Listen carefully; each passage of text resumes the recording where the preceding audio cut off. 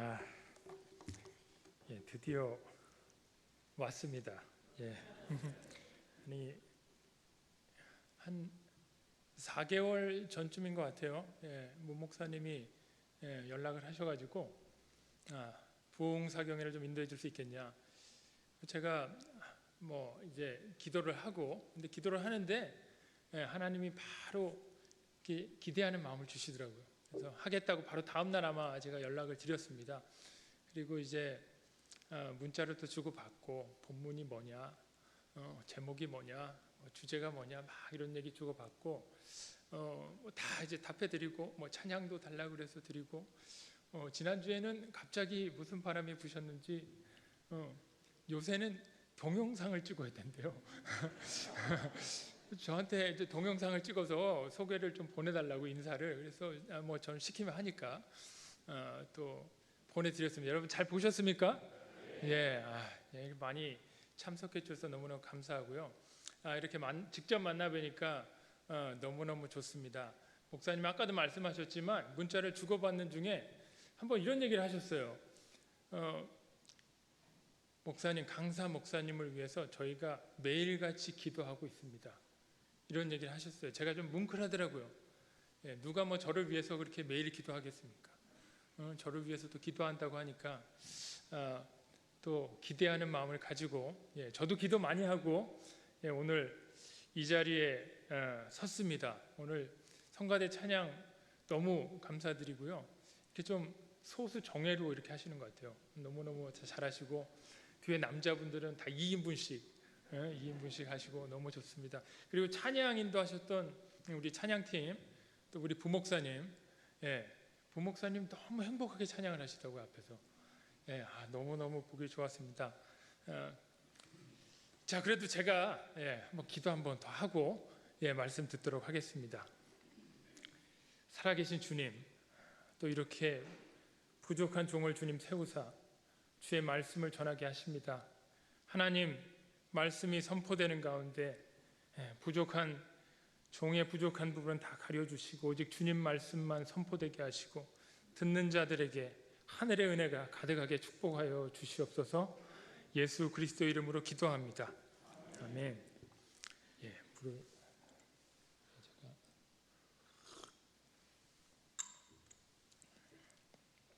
저는 부흥회는 영적인 건강검진이다, 이렇게 생각합니다. 건강검진을 제가 3년 전에 한국에 갔는데 건강검진을 다 받더라고요. 저도 건강검진을 받았습니다.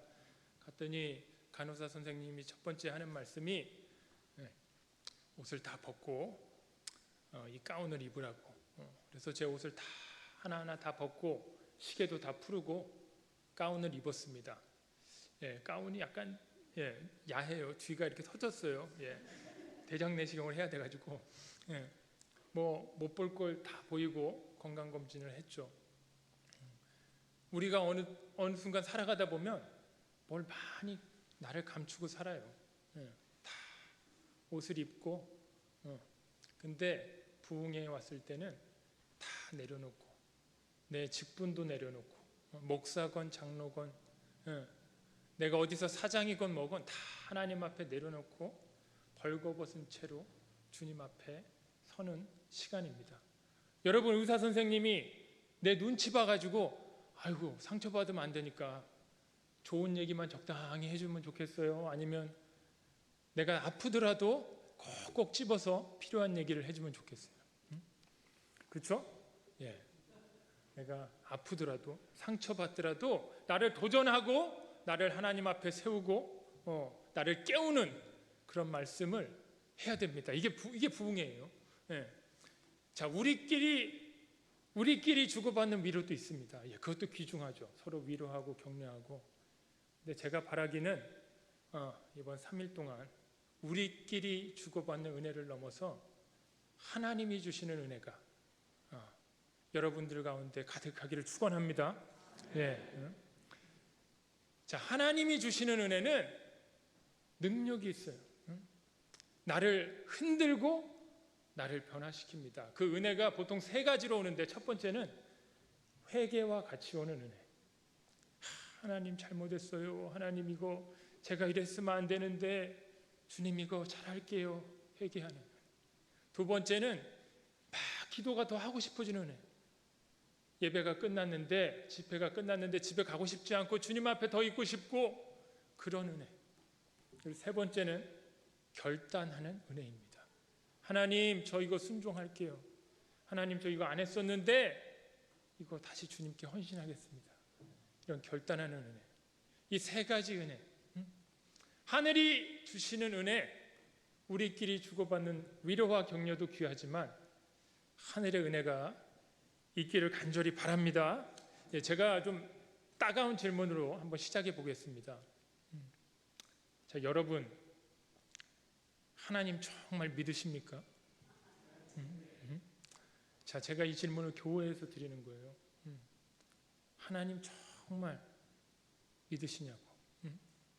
이게 제 말이 아니라 사실 한국의 유명한 목사님 한경직 목사님 계셨어요. 저는 못 뵀죠. 제 아버지 때 목사님들이 은퇴한 한경직 목사님께 찾아뵙던 그런 목사님이에요. 저희 장인어른 목사님이신데 찾아뵀대요. 많은 목사님들이 오셨는데 이제 목사님 덕담을 들으려고. 한경직 목사님들 돌아가면서 목사님, 한경직 목사님 목회를 어떻게 해야 되는지 좀 한 말씀 해주세요. 그러면 뭐라고 그러시냐면 그저 예수 잘 믿으십시오. 목사들한테 그저 예수 잘 믿으십시오. 이렇게 얘기하셨답니다. 제가 유학을 나올 때 신대원 동기분들 중에 늦게 신학교 오신 분들이 있었어요. 한 60 되신 분들. 최전도사 유학 가서도 예수 잘 믿어야 돼. 그때는 그게 무슨 말인지 잘 몰랐는데 이제는 알 것 같아요. 한 나이가 많으신 노 목사님의 간증을 들었습니다. 그 목사님이 목사의 아들로 태어나셨어요. 순탄하게 신앙생활을 하신 것 같아요. 그렇게 자라고 어른이 됐는데 아버지가 목회를 아주 행복하게 하시는 걸 보니까 나도 목회를 해야겠다. 그래서 신학교에 가서 안수를 받고 목사가 됩니다. 그리고 선교지에 6년간 나가서 선교지 생활을 하시다가 선교 사역을 하시다가 이제 안식년이 돼서 재충전의 시간을 가지려고 돌아오셨어요. 근데 돌아와서 재충전의 시간을 갖고 있는데 앞불싸 갑자기 아버지 목사님이 돌아가셨어요. 그러니까 아버지 목사님 돌아가시니까 어떻게 해요? 교회에서 아들 목사님을 붙잡은 거예요. 그래서 이게 붙잡히고 등 떠밀려서 갑자기 담임 목회를 하게 되셨습니다. 야, 그래도 좀 색깔 있는 목회를 해야지. 내가 선교사 출신인데. 그래서 1년에 한 번씩 선교 대잔치를 하셨대요. 선교 바자회도 하고 한 주간 다 계획해서 하나씩 하고 마지막 시간이 이제 선교사님의 간증을 듣고 그리고 주일 오후 예배를 마무리하는 것으로 선교 대잔치가 마무리가 됩니다. 그때는 모르는 선교사님이 이제 컨택이 돼가지고 평신도 선교사님이 오시기로 하셨대요. 저녁 시간이 됐는데 선교사님이 안 오시는 거예요. 아, 이거 어떡하지? 선교사님 빨리 오셔야 되는데 핸드폰도 없던 시절이라 예배 시간이 얼마 안 남았는데 전화가 왔어요. 선교사님이 목사님 제가 가다가 접촉사고가 났어요. 저는 금방 정리가 될 줄 알았는데 시간이 생각보다 오래 걸려서 이제 정리가 됐습니다. 제가 지금 갈 테니까 식사는 먼저 하시고 제가 예배 시간 겨우 맞춰서 들어가겠습니다. 이제 선교사님이 뭐 그렇게 얘기하시니까 식사를 하고 예배를 시작하셨어요. 막 찬양을 하고 있는데 저기 누가 이제 들어오는데 선교사님 같은 거예요. 선교사 딱 서 있죠. 선교사님 같아요. 아, 이제 선교사님 들어오십니다. 다 인사를 하고 이제 선교사님 딱 이제 서서 말씀과 간증을 하시는데 문제가 생겼어요. 말씀이 은혜가 안 돼. 아니 선교사님도 뭐 차 사고가 나고 정신없이 오셨으니까 막 경황이 없으시겠죠. 우리 교인들이 은혜를 받아야 되는데 어떡하나. 근데 선교사님이 다행히도 큰 은혜를 베푸셨는데 말씀을 일찍 끝냈대요. 그래서 요새는 은혜가 없어도 용서가 되는데 말씀을 늦게 끝내면 용서가 안 된다더라고요. 예. 뭐 저도 시간을 보고 있습니다만. 근데 이제 선교사님이 그렇게 이제 말씀을 끝내셔서 목사님이 나가서 여러분 은혜 많이 받으셨죠? 이제 찬양하고 축도만 하면 끝나는 거예요. 선교사님이 평신도시니까 목사님이 축도를 하는 거죠. 막 찬양을 3절까지 했는데 선교사님이 갑자기 뒤로 나가시더래요. 그래서 아니 뭐 같이 나가셔야지 뭐 혼자 먼저 가시나 했더니 선교사님이 거기는 이렇게 문이 3개가 아니었나 봐요. 딱 하나밖에 없는 그 문에 딱 지키고 서셔가지고 문을 한쪽은 닫으시고 반대쪽에 이렇게 수문장처럼 지키고 서셔서 아무도 그냥 못 나가게. 목사님 축도가 끝나고 교인들이 한 명 한 명 나가는데 그 앞에서 한 명 한 명 다 교인들한테 물어보더랍니다. 형제님, 하나님 정말 만나셨습니까? 자매님, 정말 하나님 믿으십니까? 정말 거듭난 그 신앙 계속 지키고 계십니까? 그 물어보시더래요. 어떤 분은 죄송합니다 이러고 가고. 근데 이제 목사님이 이렇게 한 3분의 2쯤 교인이 빠졌는데 갑자기 그런 생각이 들더래요. 나한테 물어보면 뭐라 그러지? 그래가지고 괜히 뭐 정리하는 척 하시고. 근데 선교사님이 계속 그 자리에 서 계시더랍니다. 그 목사님이 그 앞에 가셨대요. 그때 선교사님이 목사님도 안 하시고 형제여, 하나님을 정말 만나셨습니까? 그 목사님이 선교사님 저 목사예요. 한 번 더 물으시더래요. 그래서 선교사님 숙소로 가시죠. 선교사님을 선교관에 내려드리고 집에 갔는데 목사님이 잠이 안 오더랍니다. 그 질문에 답할 수 없는 자신을 본 거죠. 다 벌거벗은 하나님 앞에서 벌거벗은 자신의 모습을 봤어요. 1시 반이 됐는데 잠을 못 자겠어. 그래서 옷을 걸쳐 입고 선교관으로 향합니다. 갔더니 아니나 다를까 선교사님이 선교관 불을 활짝 켜놓고 목사님을 기다리고 계시더래요. 목사님, 지금 성령님께서 목사님 위해서 기도하라고 그러셔서 계속 기도하고 있었습니다. 목사님 잘 오셨어요. 목사님이 선교사님 손을 잡고 선교사님 저 어떡합니까? 저 그 질문에 대답을 못하겠어요. 어떡합니까? 그날 그 밤에 그 목사님 선교사님 손을 잡고 밤에 같이 밤새 기도하셨대요. 근데 그날 성령께서 강하게 임하신 거예요. 그 목사님이 간증하십니다. 바로 그날 이후로 힘 있는 사역을 하게 되었다. 여러분, 부흥회는 다 내려놓고 하나님 앞에 서는 거예요. 정말 하나님 믿으십니까? 이걸 제가 보니까 하나님이 질문을 던지실 때도 있지만 보통 삶으로 물어보세요. 삶으로. 내 삶에 어려운 상황을 주세요. 아파. 건강이 안 좋아. 내가 아픈 것도 그런데 때로는 자식이 아파. 직장이 안 풀리고 사업이 부도가 나고 하나님이 물으시는 거예요. 너 이래도 나 믿냐? 어려운 일이 막 닥치는데 너 이래도 나 진짜 믿냐? 하나님 다윗한테 사울을 붙이셨어. 그렇게 도망다니고 너 그래도 나 믿냐? 아브라함한테는 이삭을 바치래. 아니 어떻게 그 사랑하는 아들을 바치라고? 너 그래도 나 믿냐? 하루아침에 욥이 가진 모든 것을 가져가시고서는 하나님이 물으세요. 너 그래도 나 믿냐? 여러분 인생이 잘 안 풀릴 때가 있고 답답할 때가 있고 어려움이 올 때가 있습니다. 하나님 물으시는 거예요. 삶으로 물으시는 거예요. 너 이래도 나 믿냐? 삶으로 물으실 때는 삶으로 대답하셔야 돼요. 그때 인내하고 믿음을 지키고 내 마음을 지키고 하나님 앞에 값진 걸 드려야 돼요. 이민 생활 힘들죠. 제가 위로의 말씀도 격려의 말씀도 많이 가져왔습니다.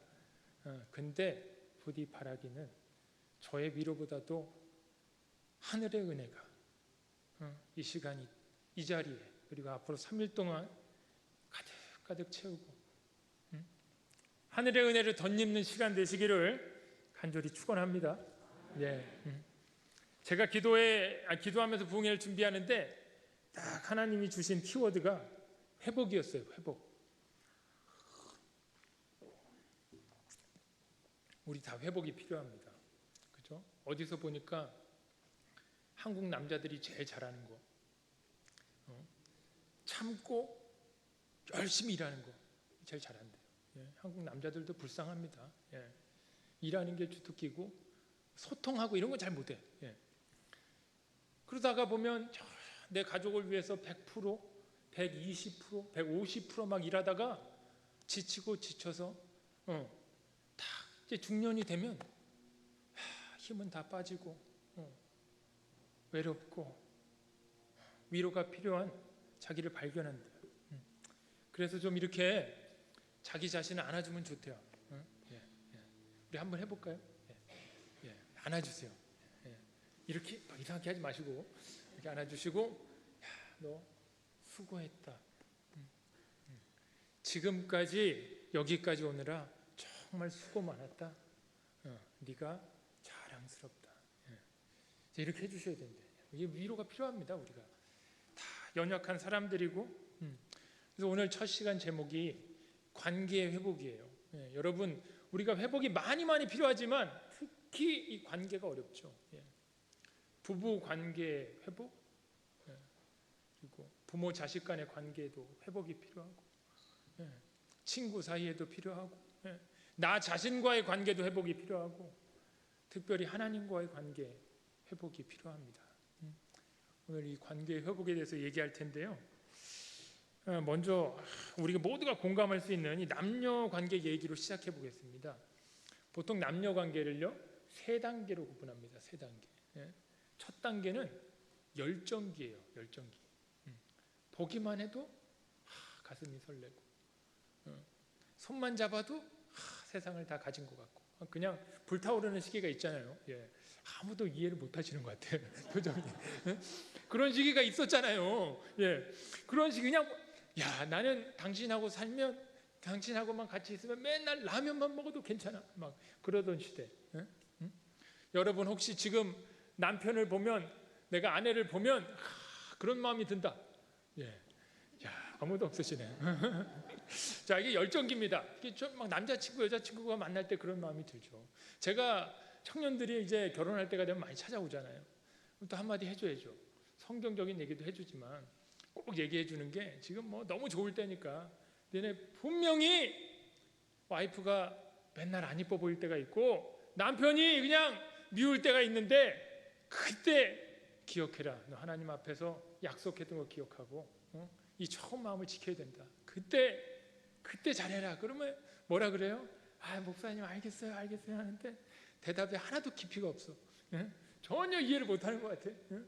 그때가 열정기입니다. 여러분들 다 그때 어떠셨어요? 여기 남자분들 많은데 그때 그러셨잖아요. 맨날 밤에 데려다주고 막 노래해 주시고 시 써주고. 자, 노래해 주신 분 손 들어보세요. 많아요, 그죠? 자, 다 성가대 되셨네. 저도 제가 그런지 몰랐는데 제가 시를 써줬어요, 와이프한테. 한참 사귈 때. 진짜 놀라운 일이죠. 제가 시를 인생에 딱 2번 썼는데, 딱 그 데이트할 때 영감이 막 와가지고 시를 쓰고, 결혼하고 나서 속상하니까 또 영감이 들더라고. 부부싸움하고 나서 시를 또 한 편 썼어. 자, 그때 남자들 막 그냥 힘이 넘칩니다. 막 뭐든지 다 해주죠. 남자분이 저 시카고 살고 그녀는 밀워키에 살아도 문제가 없어. 남편분, 아니 그 남자분은 운전이 취미니까 맨날 찾아오고. 자, 이때 상태의 남자분들을 전문 용어로 오빠라고 합니다. 이분들을 오빠라고 하는데 이 오빠들은 여기 호르몬이 나오는데 도파민이라고 하는 호르몬이 나오는데 일종의 환각제라고 보시면 됩니다. 그러니까 오빠들은 제정신이 아닌 거예요. 그냥 해주는 거죠. 막 힘이 넘치고 막 운전이 취미고 맨날 데려다주고 저도 뭐 얼마나 데려다줬는지 몰라요. 제가 하도 데려다줘가지고 제가 처남이 저를 그렇게 좋아했어요. 그 길이 어둑어둑해서 맨날 누나 데리고 나와야 되는데 그걸 다 해주니까 그러던 시절이 있었죠. 그때 남녀는 착각에 빠지게 됩니다. 이 상태가 영원할 것이다. 그런 착각에 빠지죠. 이걸 전문 용어로 하면 콩깍지가 씌인다 이렇게 얘기를 합니다. 제 아내가 얼마나 저한테 콩깍지가 씌었는지 결혼 전에 저한테 그랬어요. 진짜로. 자, 최문권이가 세상에서 최고래요. 완벽한 남자라고. 제가 한 얘기가 아니고 저도 들은 얘기를 전해드리는 거예요. 근데 이게 또 지나 보니까 이것도 은혜예요.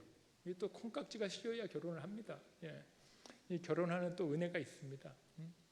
자, 그럼 제가 질문을 한번 던져볼게요. 자, 이 상태가 계속 가든가요? 남편이 결혼하고 나서도 계속 그냥 예전처럼 잘해주던가요? 아니올시다. 그렇죠. 예전 같지가 않아요. 제 아내가 딱 저한테 그랬어요. 오빠가 변했대. 근데 제가 여기 계신 많은 오빠분들을 위해서 대신 대답을 해드리면 이게 과학적으로 증명이 된 거예요. 오빠가 변한 게 아니라 오빠가 이제 더 이상 호르몬이 안 나온대요. 그러니까 오빠는 지금 제정신으로 돌아온 거예요. 약간 이게 떠 있다가 이제 제정신으로 돌아왔어. 그러니까 오빠는 변한 게 아니라 원래부터 그런 놈이었어요. 약간 떠 있다 돌아온 거죠. 자, 근데 가끔 가다가 10년, 20년쯤 됐는데도 이게 내려와야 되는데 뭐가 잘못됐는지 이게 안 내려오고 계속 잘해주는 분들이 계시대요. 뭐 누군가의 말에 따르면 지금 세계가 5대양 6대주인데 한 대륙별로 한 2놈씩 있답니다. 그러니까 내가 그런 사람이랑 살고 있다. 그것만 가지고도 평생 감사기도를 하셔야 돼요. 감사원금을 하시고. 근데 나는 그렇지 않은 사람과 살고 있다. 그러면 우리 오빠는 지극히 정상적인 사람이구나. 그렇죠?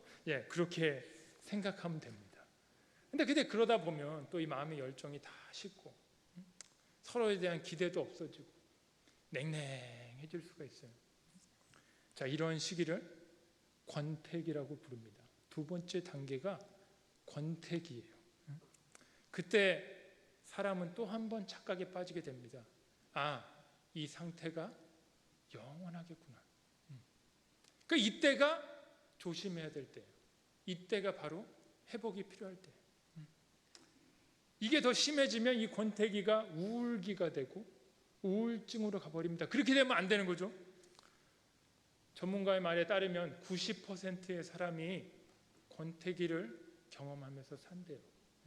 그리고 특별히 열정기가 더 뜨거웠던 분들은 그 권태기가 더 깊답니다. 근데 정말 다행인 게 이게 마지막 단계가 아니라는 거죠. 다음 단계가 있어요. 유대인 전통에 따르면 솔로몬의 반지라는 게 있습니다. 솔로몬의 반지. 솔로몬이 자기가 가진 모든 지혜를 모아가지고 반지 위에 한 문장을 새겼대요. 자, 그 문장이 뭘까요? 어디서 들어봤을 수도 있는데, 감제야아볼, 이게 히브리어인데 한국말로 하면 이 또한 지나가리라. 성경에는 안 나옵니다. 근데 유대인 전통에 그래요. 이게 참 지혜로운 말씀이에요. 열정기가 지나갔던 것처럼 권태기도 지나간다 이거예요. 그거를 알고 이게 끝이 아니구나. 그 다음 단계가 뭐예요? 우리는 그 다음 단계를 성숙기라고 불러요. 성숙기는 권태기가 권태기가 아니죠. 열정기가 활활 타오르는 불이라면 성숙기는 은은히 타는 숯불과 같은 불이래요. 뜨거운데 비기지는 않고 주변 사람들에게 부담스럽지도 않고 따뜻한 불, 은은히 계속되는 뜨거운 불, 이게 성숙기입니다. 저는 이제 텍사스에 살다 보니까 제가 나름 스테이크의 장인이 됐습니다. 뭐 텍사스 한번 오시면은 제가 스테이크 한번 또 확 해드리면 이제 음식 좀 못 갑니다. 맛이 없으니까 이 정도인데, 자, 스테이크는 어디다 구워야 돼요? 활활 타는 불에? 아니죠. 성숙한 숯불에 구워야죠. 권태기를 잘 지나면 성숙기로 가는데 보니까 모든 사람이 성숙기로 가는 건 아닌 것 같아요. 자기 마음을 잘 지키고 부부간에도 믿음을 잘 지키고 서로를 이해하고 처음 마음을 지킨 사람이 성숙기로 갑니다. 자, 그럼 지금 최 목사가 이 얘기를 왜 할까요? 부부관계도 중요해요.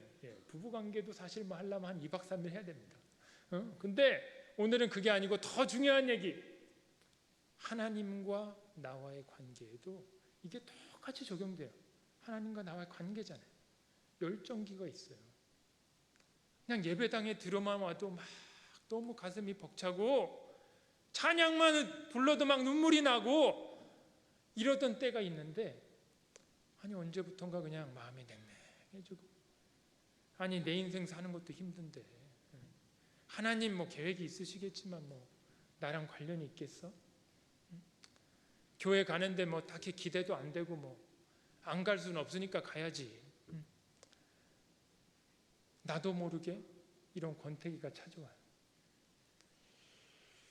한때는 뜨거웠잖아요.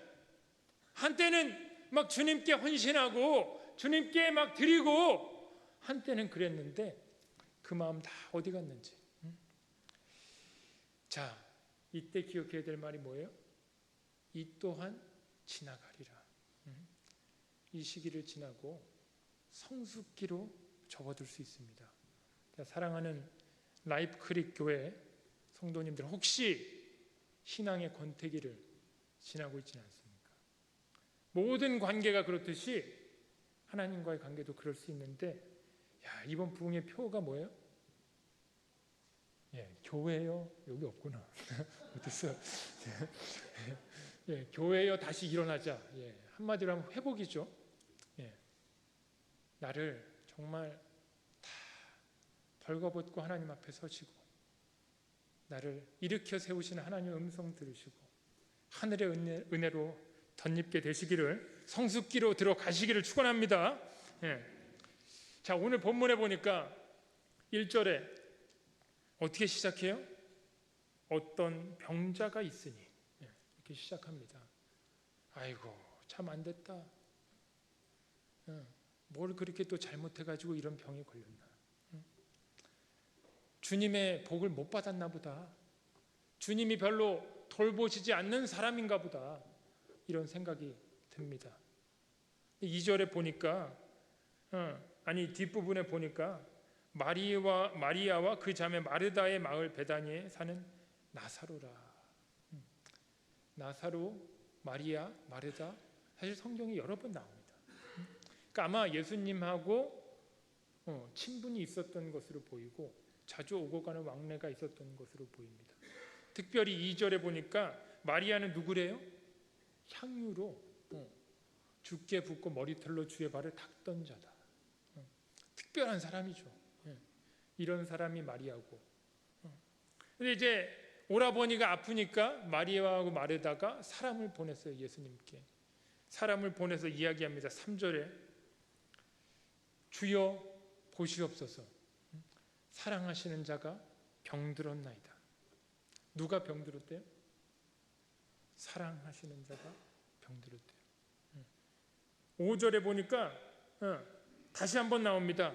예수께서 본래 마르다와 그 동생 나사로를 사랑하시다.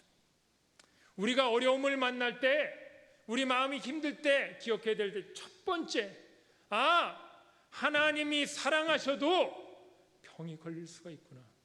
하나님이 사랑하셔도 죽을 병도 걸리고 인생에 어려움이 찾아오고 내 인생 꼬꾸라칠 수도 있고 바닥을 칠 수 있구나. 하나님이 사랑하시는데 그 사람이 죽을 병을 걸렸대요. 오늘 본문이 그렇게 시작합니다. 아니, 하나님만 나사로 사랑해요? 하나님만 마리아 마르다를 사랑해요? 아니, 마리아는 값진 향유를 예수께 붓고 머리털로 발을 씻었던 사람이래요. 예. 그다음 이 다른 복음서에 보면 이 향유의 가격이 얼마예요? 300데나리온. 300데나리온, 1데나리온은 일용직 노동자가 하루 일해서 버는 돈이에요. 300데나리온이면은 1년치 생활비 정도 됩니다. 그렇죠? 주일날 쉬고 일하면. 이 옛날에 그 향유라는 거는 여자들이 인생에 이혼을 당한다거나 어려운 일이 생겨서 다시 시작해야 될 때 그 미천이에요. 그거 팔아가지고 다시 시작하라고. 남성 중심적인 사회에서 어떻게 시작하기 어렵잖아요. 그러니까 마리아가 그 미래를 다 주님께 드린 거예요. 그러니까 마리아가 주님을 사랑하지 않아서도 아니고 주님이 마리아를 사랑하지 않으셔도도 아니고 이 어려움을 당한 것이, 아니 내한테 어려움을 당한 것이, 내가 어려움을 당한 것이 내가 주님을 사랑하지 않아서도 아니고 주님이 나를 사랑하지 않아서도 아니고 주님이 사랑하셔도 내가 주님을 사랑해도 이런 일이 생길 수 있는 거구나. 야, 그러면 도대체 고난이 왜 생기느냐? 야, 이거는 성경에서 정말 많이 나오는 큰 주제예요. 예. 중요한 거는 한 가지로 말할 수가 없어요. 그러니까 주변에 어떤 분이 고난을 당하시는데 그 쉽게 판단하시면 안 됩니다. 하나님이 무슨 계획을 가지시고 그러지는 몰라요. 예. 고난이 왜 오는지는 모르겠는데 제가 말씀을 곰곰이 읽어보고 다른 데도 읽어보고 하다 보니까 그런 생각이 들어요. 하나님이 아무래도 특별히 나를 더 사랑하셔서 나를 특별히 더 크게 쓰시려고 이 부족한 나를 이 고난을 통해서 연단하십니다. 사도 바울이 예수님을 너무너무 사랑했죠. 예수님도 사도 바울을 너무너무 사랑했을 거예요. 사도 바울은 예수님을 너무 사랑해서 결혼도 안 했어요. 인생을 다 그냥 올인했어요, 주님한테. 근데 사도 바울한테 육체의 가시가 있었다고 얘기합니다, 성경은. 육체의 가시가 뭐예요? 어디 병이 있다는 얘기죠, 병이. 사도행전 보시면 사도 바울이 엄청나게 많은 병자들을 살려요. 죽은 자도 살렸어요, 사도 바울이. 그래서 사도 바울 손수건을 가져다가 병자들한테 얹으려고 사도 바울 손수건을 가져갔대요. 아니, 그런 사람인데 자기 병은 못 고쳐. 아니, 사역을 하려면 좀 하나님이 그런 것도 좀 도와주셔야지. 아니, 목사가 좀 아니, 우리 집에 좀 기도하면 좀 막 다 낫고 그냥 그래야지. 자기 몸은 못 고쳐요. 사도 바울이 얼마나 답답했겠어요. 때로는 체면이 안 설 수도 있고, 그러니까 주님께 계속 기도하는 거죠. 하나님, 이것 좀 낫게 좀 도와주세요. 가시를 좀 걷어가 주세요. 자, 하나님이 사도 바울을 너무너무 사랑하셔서 거절하십니다. 그 말씀하시기를 고린도후서 12장 9절에 내 은혜가 내게 족하도다. 이는 내 능력이 약한 데서 온전하여짐이라. 네 능력 말고 내 능력이 너 약한 것 때문에 온전해진대요. 아마 사도 바울이 그렇게 많이 하나님께 계시를 받고 신비한 경험을 했는데도 끝까지 겸손할 수 있었던 이유가 뭐 이런 거 아니겠습니까? 하나님이 딴 길로 가지 말라고, 인간이 다 교만한 거 아시니까 육체의 가시를 같이 주셔서 그 사역을 다 감당합니다. 신약에 사울이 있다면 구약에는 다윗이 있어요. 다윗이 우리는 막 다윗이 기름 부음을 받아가지고 골리앗을 막 쓰러뜨리고 그거 잘 기억하죠. 다윗의 인생을 보면 참 공짜가 없어요. 공짜가. 예수 그리스도의 구원은 값없이 주시는데 그 축복과 하나님 그 이상 주시는 거는 다 대가를 치릅니다. 사울이 처음에는 겸손했어요. 그 이상한 왕이 아니었어요. 겸손한 왕이었는데 자, 인생의 성공이 얼마나 달콤합니까? 사람들의 칭찬이 얼마나 달콤해요. 하나님 말을 불순종하기 시작했어요. 하나님이 사울을 버리셨어요. 다윗이 그렇게 되지 말라고 하나님이 10년 넘게 사울을 가지고 다윗을 훈련하십니다. 생사를 오가는 다윗을 더 귀하게 쓰시려고 그 20대 전부를 그 죽음을 피해서 도망다니는. 아니 하나님이 내 인생에 큰 뜻이 있으면 막 골리앗 쓰러뜨리고 내가 가는 데마다 이기고 그렇게 해야지. 무슨 계속 사선을 넘나들면서 도망다니고. 근데 딱 그게 다윗의 인생이었어요. 하나님이 그렇게 다윗을 만드셨어요. 하나님이 높이실 때가 있는 것처럼 낮추실 때가 또 있는 거예요. 자, 이 다윗의 이야기를 읽어보면 하나님이 다윗을 어떻게 연단하시는지, 어떻게 훈련하시는지. 자, 다윗이 사울이 자기를 죽이려고 하니까 이제 도망가기 시작합니다. 근데 다윗도 인맥이 있잖아요. 자기가 쌓아온 인맥이 있으니까 제일 처음에 도망간 곳이 제사장 동네에 도망갔어요. 뭐 제사장들 다 아니까 안면도 있고 그 밥도 얻어먹고 자기들 부하들도 밥 다 챙겨주고 무기도 받아가지고. 그랬더니 사울이 그 얘기를 듣고 제사장 마을이 쑥대밭이 됩니다. 그 얼마나 마음이 아파요. 본인은. 그 어디로 가야 돼 이제? 사무엘을 찾아가요. 야, 사무엘은 그래도 나를 기름 부었으니까 사무엘은 좀 어떻게 좀 해주겠지. 사무엘도 어쩔 수 없어. 이제 은퇴하셨어. 그래서 마지막으로 찾아가는 게 자기 절친이자 왕자인 요나단을 찾아갑니다. 요나단이 아버지한테 얘기를 해보는데 아들도 어떻게 안 돼 아버지가. 요나단이 아버지한테 혼납니다. 그래서 결국 다윗이 어디로 가요? 유다 광야로 가요. 저는 이걸 보면서 야, 하나님이 일부러 지금 다윗의 인맥을 다 끊으시는구나. 아니 우리가 얼마나 하나님께 기도하고 사람들한테 기대합니까? 다 끊으셨어요. 사무엘도 끊고 요나단도 끊고 다 아무도 도와줄 수가 없는 그 순간에 유다 광야에서 하나님을 만나는 거예요. 하나님을 만나고 하나님께 기도하고 거기서 하늘의 은혜를 입습니다. 다윗을 보면 참 희한한 게 아니 쫓겨다니는 사람인데 막 가서 구해줘요. 자기 유대 성읍이 위험에 처하니까 그 일나가 위험에 처했어요. 하나님 갈까요 말까요? 가라. 가서 도와줘요. 사울을 죽일 찬스가 2번이나 있었는데 안 죽여요. 하나님이 하시도록 주의 기름 부음 받은 자를 손대지 않습니다.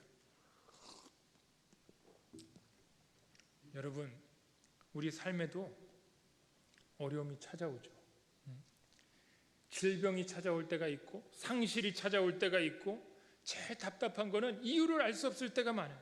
그때 기억하셔야 돼요. 아, 하나님이 나를 사랑하신다. 이걸 놓치면 안 돼요. 나는 주께 사랑받는 자다. 내가 이걸 놓치는 순간 육체의 질병이 마음의 질병으로 번집니다. 이 마음의 질병이 되면 안 돼. 신앙의 권태에 빠지고. 제가 교회에서 부목사로 한 6년간 사역을 했는데 뉴욕에 있는 한 교회였습니다. 그 연말이 되면 항상 힘든 게 있어요. 여기는 어떠신지 모르겠는데 연말이 되면 제가 이제 부서를 짜야 되고 이 소그룹을 짜야 돼요. 목장이라고 불렀는데 부서랑 목장을 짜야 돼요. 뭐 이제 다 막 연락해서 막 집사님들 이름 넣고 막 권사님들 이름 넣고, 그거 이제 힘들죠. 그 사람 막 다 연락하고 꼭 그러시는 분들이 있어요. 최 목사가 나를 미워해가지고 제일 어려운 자리에다 자기를 넣었대. 제일 어려운 자리. 웃으시는 분들이 뭐 여기도 뭐 그렇겠죠. 남들 하기 싫은 자리가 있잖아요. 다 하기 싫은 자리가. 근데 제가 해보니까 알겠더라고요. 아니 어려운 자리가 있어. 여러분이 판을 짠다고 생각해 보세요. 누굴 넣겠어요? 그래도 좀 믿을 만한 사람. 응? 그래도 집사님이라면 할 것 같아서 이거 좀 도와주세요. 예. 그렇게 늦는 거예요. 예. 그 늦는 사람은 마음이 편한 줄 알아요. 응? 그 목사님이 뭐 이렇게 늦거든 그 잘 좀 그냥 해주세요. 예. 그 늦는 사람 마음도 힘들어요. 응? 제가 사역을 많이 이제 영어권 사역을 많이 했는데 이렇게 어떻게 꼭 저한테 이렇게 막 사역이 막 이렇게 잘 나갈 때 맡기지들 않더라고. 이게 목사가 떠나고 막 흐지부지 돼가지고 정 없을 때 저한테 맡기더라고요. 왜 그러시나 몰라. 좀 일찍 맡기시면 좋은데 갔는데 리더도 없고 뭐 조직도 없고 힘들어요. 뉴욕에도 갔는데 6개월간 공석이었대. 목사 자리가 기다려준 것만도 고맙지. 리더도 없고 다 대학생들은 선배들이 좀 있으면 좋겠다고 하는데 선배를 어디서 데려와. 니들이 커서 선배가 돼야지. 하루는 기도하면서 설교를 준비하는데 주님이 그런 마음을 주세요. 야, 최 목사야, 그래도 너라면 안 도망가고 잘 사랑해주고 자리 지킬 것 같아서 내가 맡겼다. 그런 마음을 주세요. 하나님도 뭐 어려운 자리 쉽게 맡기십니까? 근데 그 순종하는 게 다 복이에요, 여러분. 뭐 하나님이 뭐 어려운 것만 시키고 뭐 아무것도 안 해주시겠어요? 다 순종하는 자에게 복이 있습니다. 이 교회 참 건물도 멋있고, 근데 저도 이제 철드나 봐요. 이 교회 멋있는 것도 보이는데 이제 교회 보면은 또 목사님하고 사모님하고 얼마나 고생하셨을까. 아니 오자마자 팬데믹 터지셨다고. 참 어떻게 또 그렇게. 저도 뉴욕에 있었는데 팬데믹 그 뉴욕이 제일 심했거든요. 제일 심했을 때는 파이어 마샬이 와가지고 다 그걸 붙였어요. 3명 800명 들어갈 수 있는 건물에 전 건물에 본당 3명이 아니에요. 전 건물에 3명 들어가래요. 아니 풀타임이 5명인데 3명이면은 제가 덕분에 논문을 썼어요. 교회를 매일 못 가요. 출근을 매일 못해. 3일밖에 못 가요. 그 예배 드릴 때도 설교자, 반주자, 방송용은. 부목사는 주차장에서 이렇게 보면서 대기를 해야 돼요. 막 힘들었습니다 그때. 자 여기까지 오시는데 또 재직분들이 또 얼마나 헌신하셨겠습니까? 고생하시고 교회가 다 피와 땀으로 눈물로 세워진다고 하는데 참 주님께서 다 갚아주실 줄 믿습니다. 주님이 이런 어려움을 주세요. 그리고 물으시는 거예요. 안 들려도 그렇게 물으시는 거예요. 너 그래도 나 믿냐? 너 이래도 나 믿냐? 우리 삶으로 대답해야 돼요. 자, 2번째 포인트가 있습니다. 2번째 포인트는 4절에 있는데요. 4절 말씀 한번 보면요. 4절 말씀에 이렇게 나와요. 예수께서 들으시고 이르시되 이 병은 죽을 병이 아니라 아직 안 나오네. 그렇죠. 이 병은 죽을 병이 아니라 하나님의 영광을 위하며 하나님의 아들이 이로 말미암아 영광을 받게 하려 함이라 하시더라.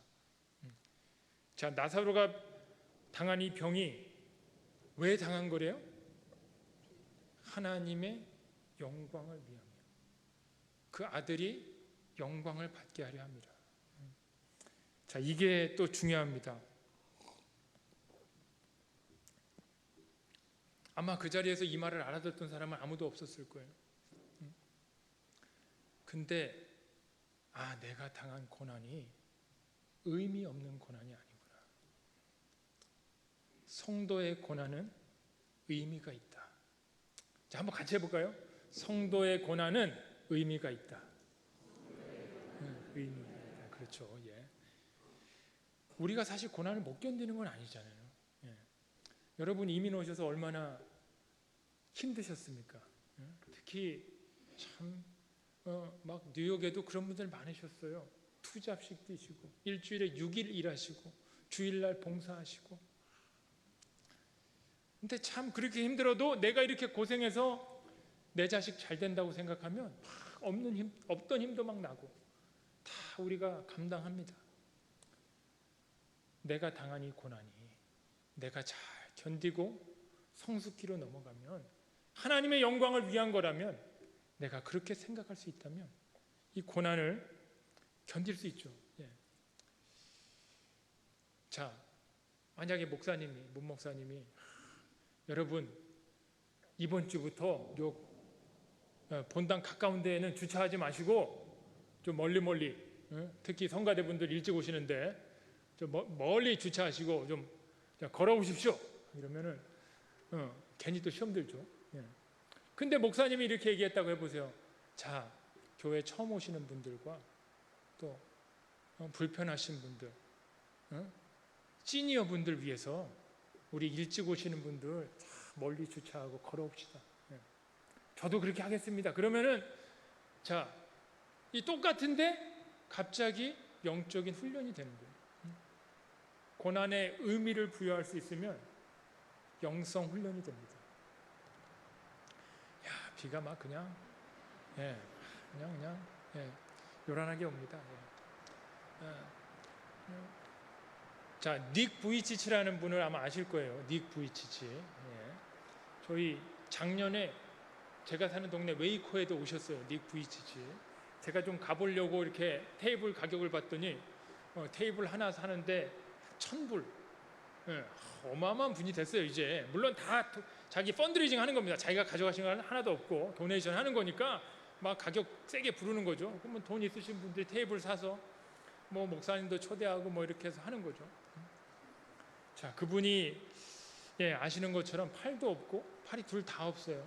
다리도 둘 다 없습니다. 그래서 설교를 하거나 연설을 할 때 보면 이렇게 테이블을 하나 놓고 그 위에 올라가서 무선 마이크를 끼고 그렇게 설교를 하고 연설을 합니다. 지금 Life Without Limbs라는 장애인 단체죠. Without Limbs니까 팔다리 없는 사람을 위한 장애인 단체의 대표로 있고 세계적으로 유명한 연설가십니다. 그분이 팔도 없고 다리도 없는데 결혼하셨어. 그리고 애가 4명이에요. 4명. 애들은 다 건강해요.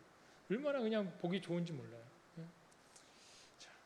참 이런 분을 보면 사람이 참 영적인 존재다 생각을 해요. 막 중학교에 가서도 막 연설을 합니다. 끝나고 나면 그분이 학생들을 못 안아주잖아요. 학생들이 나와서 이렇게 안아줘요. 한 명씩 다 안아주고 학생들이 힐링을 받아요. 대단한 거예요, 여러분. 제가 뭐 초등부, 뭐 중고등부 다 설교를 해봤는데 제일 힘든 게 중학생들이에요. 중학생들 그렇게 하고 감동을 주는 건 엄청난 능력입니다. 웃기는 얘기를 해도 좀 웃어주면 좋은데 안 웃고. 제가 제일 처음 했던 게 이제 고등부 전도사였는데 한국에서 전도사가 이제 설교 준비하다가 유머도 좀 준비를 하잖아요. 설교를 하다가 유머를 딱 쳤어요. 그리고 고개를 딱 숙였는데 조용히 아무도 안 웃어. 맨 뒤에서 선생님들이 빵 터졌어. 선생님들이 아무도 안 웃으니까 그날 선생님들이 교육을 좀 하셨대요. 전도사님이 노력을 하면 좀 웃어줘라. 참 잔인한 애들입니다. 이분이 하여튼 그렇게 연설을 하시는 분인데 2000 몇 년도예요. 오래전인데 한국의 그 올림픽 경기장에서 그 진짜 몇만 명이 모인 경기장에서 거기서 설교를 하셨어요. 똑같이 테이블 하나 놓고 그 위에 올라가 가지고 무선 마이크를 가지고 설교를 하는데 제가 이제 그 설교를 보는데 그분이 설교를 하시다가 갑자기 다 쳐다보시더니 딱 한 문장을 얘기하시더라고요. 딱 4단어밖에 안 돼요. 4단어. 영어 다 알아들으시니까. 영어로 뭐라고 그러셨냐? God makes no mistake. 그거를 두 번을 했어요. God makes no mistake. 그리고 다 쳐다보면서 아니 본인은 팔도 없고 다리도 없이 태어났는데 그래서 어렸을 때 자살도 시도했고 그렇게 힘들게 살았는데 그 자리에 서서 그렇게 얘기하는 거예요. 제가 실수가 없으시다 하나님, 실수가 없으신 하나님 정말 많은 목사님한테 들어봤는데 그 순간에 잊을 수가 없어요. 제가 눈물이 나더라고요, 들으면서. 아니 그 한 설교를 위해서 이 사람이 살았다고 해도 인생에 의미가 있을 것 같을 정도로 정말 수만 명이 찬 그 경기장에서 실수가 없으신 하나님을 팔도 다리도 없이 선포했습니다. 저는 믿음은 이런 거라고 생각해요. 지금은 안 보여. 지금은 내가 그 이유를 모르겠어. 근데 하나님은 이렇게 말씀하셔. 그러면 그 현실과 하나님 말씀 사이를 그 메우는 게 믿음입니다.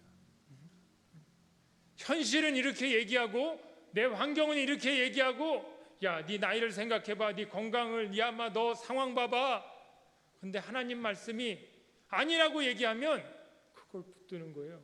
세상에 많은 목소리가 있지만 하나님 말씀 붙드는 게 그게 믿음이에요.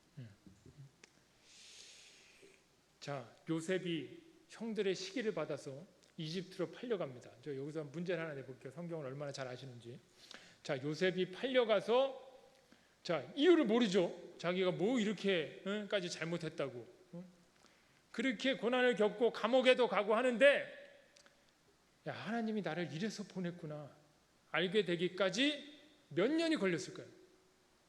자, 참, 어디서 막 입이 충을충을 하는 것 같아요. 예, 성가대가 확실히 좀 수준이 높죠. 예. 자, 몇 년? 자, 뭐 대충 아마 감을 잡으실 텐데 다 부끄러우셔서 제가 계산해 보니까 일단 17살에 종으로 팔려가서 30살에 이집트 그 총리가 됐으니까 13년이 걸렸죠. 근데 그때도 잘 몰랐어요. 그리고 7년간 풍년이 있습니다.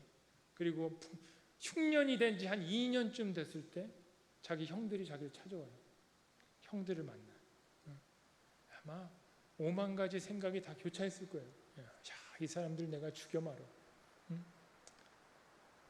그리고는 아마 그 다음 해쯤에 아버지를 모셔서 이집트로 옵니다.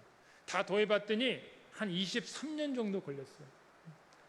그 사람이 꿈꾸고 괜히 얘기하다가 형들의 시기를 받아서 노예로 팔렸는데 이유도 모르고 일은 계속 안 풀리고 그러다가 감옥에까지 가고 사람들은 자기를 계속 외면하고 기억하지도 않고 23년이 지나니까 야, 하나님이 이래서 나를 여기 보냈구나. 우리 가족 다 살리라고 흉년 때 죽지 말고 다 살리라고 23년 전에 나를 여기 보냈구나. 우리 가족만 살리는 게 아니라 수많은 사람들을 살리라고 보내셨구나. 23년 만에 요셉이 깨닫습니다. 당장은 이유를 알 수 없을지 몰라요. 당장은. 근데 하나님이 이유가 있으시겠지. 하나님이 다 지금 기억하시겠지. 이 상황 다 알고 계시지. 자, 이렇게 보는 것, 이게 믿음입니다. 하나님 물으세요. 너 이래도 나 믿니? 너 모르겠는데 아니 아브라함이 이삭을 바치라고 그러면 그걸 어떻게 이해합니까? 이래도 나 믿니? 이 병이 죽을 병이 아니고 네가 당한 고난, 죽을 고난 아니고 하나님의 영광을 위한 것이요 예수 그리스도께서 기뻐하시는 거다. 이렇게 얘기하십니다. 자, 이제 세 번째 포인트로 넘어가는데요. 세 번째 포인트는 자 11절에 있습니다. 자, 주님께서 말씀하십니다. 주님이 반드시 그때가 되면 오신다는 걸 아셔야 돼요. 이 말씀을 하신 후에 또 이르시되 우리 친구 나사로가 잠들었도다. 그러나 내가 깨우러 가노라. 내가 절망 속에 있을 때, 내가 낙심했을 때, 내가 어려움을 당했을 때 주님이 외면하시는 게 아니에요. 주님이 때가 되면 깨우러 오신다 말씀하십니다. 여러분 시편에 보면 이게 많이 나와요. 시편 기자들이 하나님 언제까지입니까? 막 기도하는데, 자, 주님이, 자, 1번, 2번 맞춰보세요. 주님이 기도하면 그냥 바로 응답하신다. 1번. 두 번째, 기도를 막 하는데 그냥 응답을 안 하시고, 내가 꽉 원하는 그때에는 진짜 응답을 안 하신다. 자, 1번, 2번 어떤 거요? 2번. 자, 우리만 그러는 게 아니야. 시편도 다 그래가지고 150편이나 되는 거예요. 어? 하나님 언제까지입니까? 막 거의 죽을 때가 되면 그때 오셔 하나님. 아니 우리 조상들을 구원하신 하나님 막 다 나는 언제까지 두시렵니까? 내 적들이 나를 다 둘러싸고 에워쌌습니다. 그 간절한 기도, 하나님이, 자, 이 본문에서도 하나님이 일부러 주님이 이틀을 더 머무십니다. 이틀을 더 머무시고 때가 되니까 가자 그래 말씀하세요. 자, 주님의 때랑 우리의 때가 다를 수 있어요.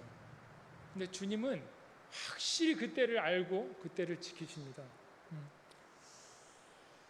제자들이 그래요. 아니 선생님 거기서 또 선생님 죽이려고 했었는데 거기로 또 가자고 그러십니까? 때가 되면 주님이 목숨을 무릅쓰고 오십니다. 주님이 반드시 찾아오세요.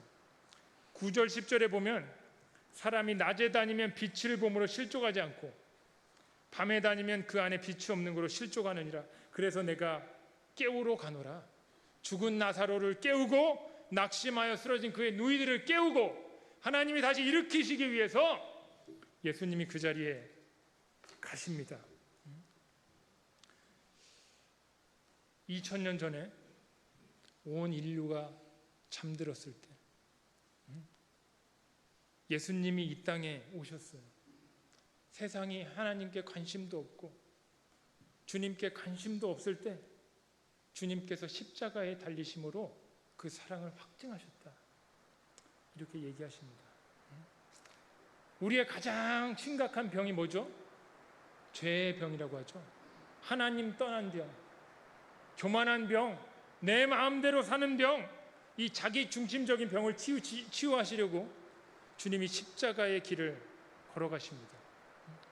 어둠 가운데 빛을 비추시고 포로를 풀어내시고 쓰러진 자를 일으키시고, 사랑하는 여러분, 주님이 약속대로 오셨습니다. 그리고 약속대로 또 오실 거예요. 근데 우리가 알아야 되는 건 주님이 오늘도 계속해서 우리 인생 가운데 찾아오십니다. 주님이 계속 오셔야 돼요. 낙심한 우리의 인생을 깨우러 오시고 권태에 빠진 우리에게 열정을 주러 오시고 감사를 깨우러 오십니다. 구원의 기쁨을 깨우러 오십니다. 쓰러진 나를 일으키러 주님께서 다시 또 오십니다. 자, 주님께서 오셔서 뭘 하시느냐? 이제 일어났으면 이제 일어나서 나와 함께 깨우는 자가 되자. 주님이 여러분을 부르세요. 섬김의 자리로 부르시고 사명의 자리로 부르시고 사역의 자리로 부르시고 주님이 계속해서 부르십니다. 너도 일어나 사람을 일으키는 자가 되라. 자, 감나무가 있습니다. 감나무에 까치가 날라왔어. 그래서 감 하나를 콕 찍어 먹었어요. 자, 여기서 질문을 드릴게요. 그 까치가 찍어 먹은 감이 더 맛있을까요? 더 맛이 없을까요? 맛있어요? 어떻게 하셨어요? 예? 예?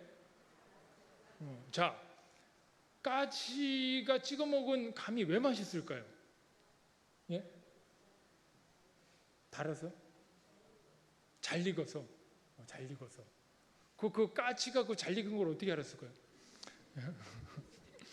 네, 뭐 이런 얘기가 있어요. 까치가 뭐 영물이어가지고 그냥 먹어보지도 않고 저게 단지 아는 거죠.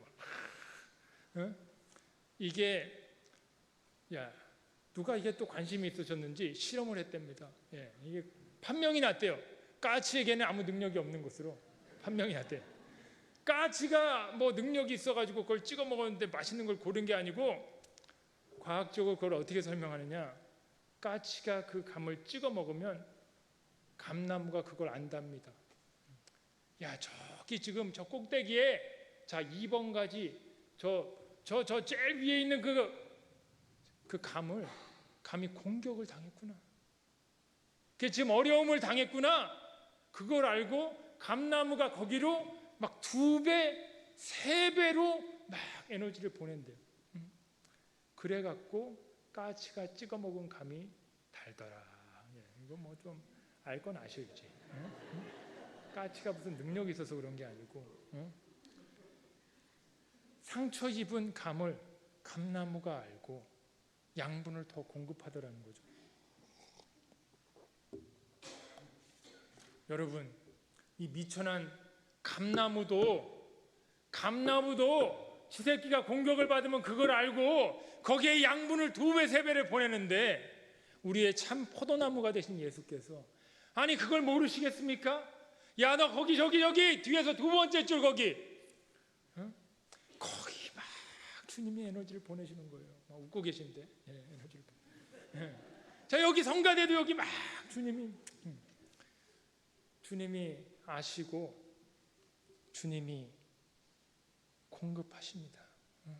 이 어려운 때를 이겨내라고. 그러면 내 인생이 더 달아지는 거예요. 자, 옛말에 그 고생 안 해본 사람이랑은 그 말을 섞질 말라 그랬어요. 대화의 깊이가 안 나오잖아요. 다 이민 와서, 자, 이게 또 이민자의 노고가 있죠. 한국에서는 뭐 그냥 다 선택받았다고 그냥 생각하는데, 웬걸 와보니까 이건 돌아갈 수는 없고, 다 고생이 있습니다. 겪지 않아도 될 고생들을 또 하고, 그러면서 삽니다. 주님이 물으시는 거예요. 너 이래도 나 믿는다. 주님이 에너지를 공급하세요. 더 양분을 보내십니다. 너 일어나라. 내가 너 다 보고 있다. 다 너 수고한 거 다 세서 다 내 갚아주겠다. 주님께서 고난의 딸을 다 보고 계십니다. 여러분, 내 인생에 어려움이 있을 때 뭘 기억해야 돼요? 나는 주님의 사랑받는 자라. 이걸 놓치면 안 됩니다. 내 몸이 아프다고, 내 일이 안 풀린다고 내 마음의 병이 번지면 안 되죠. 주님을 붙드시고, 아, 내가 당한 이 고난 의미 없는 고난이 아니구나, 주님께서 주신 하나님께 영광이 되는 그런 고난이구나. 자, 주님이 에너지를 보내십니다. 그때를 잘 겪고 일어나시면 하나님께서 성숙기로 들어가게 하시고 더 귀한 은혜를 더하실 줄 믿습니다. 자, 우리 이 이야기의 뒷부분을 알고 있어요. 주님께서 오셨어요. 오늘 읽지는 않았지만 주님께서 오셨는데 마리아하고 마르다가 가서 뭐라 그래요? 아이고 주님, 조금만 일찍 오시지. 조금만 일찍 오시지. 우리 지금 오라버니가 벌써 죽었습니다. 지금 저기 장사돼가지고 벌써 사흘이 지났고 이미 냄새가 납니다. 아니 주님, 조금만 일찍 오셨으면 됐는데. 막 그렇게 하소연을 하니까 주님이 이렇게 얘기하시죠. 아니라 나는 부활이요 생명이니 나를 믿는 자는 죽어도 살겠고 무릇 살아서 나를 믿는 자는 영원히 죽지 아니하리니 네가 이것을 믿느냐? 너는 하늘을 보고 네 눈을 들어 주를 바라보라. 하나님께서 말씀하세요. 주님이 그 닫힌 무덤을 향해 외치시는 거예요. 나사로야 나오라. 나사로가 막 붕대를 두른 채로 나갑니다. 풀어 놓아 다니게 하라. 우리가 알고 있습니다. 이 나사로 때문에 얼마나 많은 사람들이 주를 믿게 됩니까? 예수께서 이제 예루살렘 막 입성하시는데 이 사건이 막 소문이 나고 번져 다 주님을 환영하는, 주님의 십자가를 준비하는 사건, 주님의 부활을 준비하는 사건이 이 사건 속에 있는 거예요. 주님의 십자가와 부활이 있는 것처럼 우리 인생에도 어려움이 오고 고난이 오고 질병도 오고 상실도 오고 이유를 알 수 없을 때가 많지만, 여러분, 도마가 16절에 이렇게 얘기해요. 우리가 주와 함께 죽으러 가자. 여러분, 주님 부르실 때, 나사로를 무덤에서 부르실 때, 죽었어도 상관없다, 냄새나도 상관없다, 네 과거는 상관없다, 내가 너를 일으켜 다시 사용하리라. 주님 부르실 때 주님께 응답하시고 주님 앞에 나가서 귀하게 사용되시는 여러분 다 되시기를 축원합니다. 주님이 물으셔요. 네가 나를 믿느냐? 이래도 너 정말 믿느냐? 우리 다 같이 한번 기도하겠습니다. 자, 오늘 손을 한번 들고 기도할게요. 손 들고.